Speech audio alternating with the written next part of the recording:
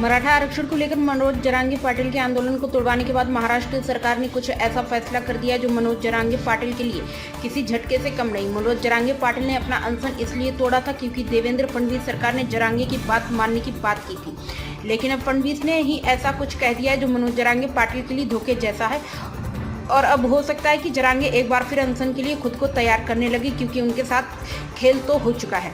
दरअसल महाराष्ट्र में मराठा आरक्षण का कोई सबसे बड़ा चेहरा है तो वो चेहरा है मनोज जरांगे पाटिल। उनकी एक आवाज पर लाखों मराठा सड़क पर उतर जाते हैं और आंदोलन में शरीक होते हैं। ऐसा ही एक आंदोलन पिछले दिनों मनोज जरांगे पाटिल ने किया था, जिसमें मनोज खुद भूख हड़ताल पर बैठ गए थे। उनकी इकलौती बड़ी मांग थी कि मराठावाड़ा के सभी मराठों को ओबीसी का आरक्षण दिया जाए और इसके लिए सरकार सभी मराठाओं को कुणबी जात में शामिल करे जो पहले से ही ओबीसी का हिस्सा हो और उन्हें ओबीसी का आरक्षण का हक मिलता है।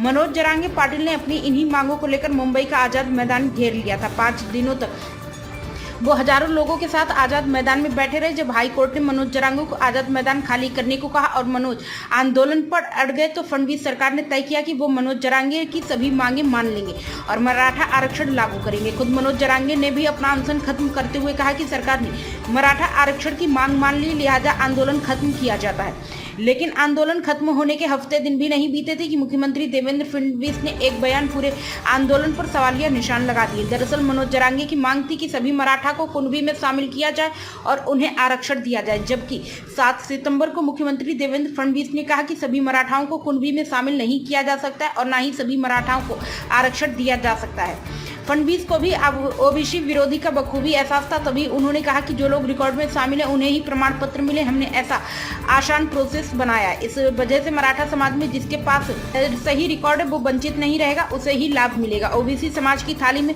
कुछ भी नहीं निकाला जाएगा। इस फैसले से मराठा समाज का हित तो हुआ ही है, साथ ही ओबीसी समाज का भी अहित नहीं होने दिया जाएगा। जब तक सरकार है कुछ भी हो जाए, लेकिन ओबीसी का अहित नहीं होने देंगे। लेकिन फडणवीस के इस बयान से मराठा आंदोलन को बड़ा झटका लगा है।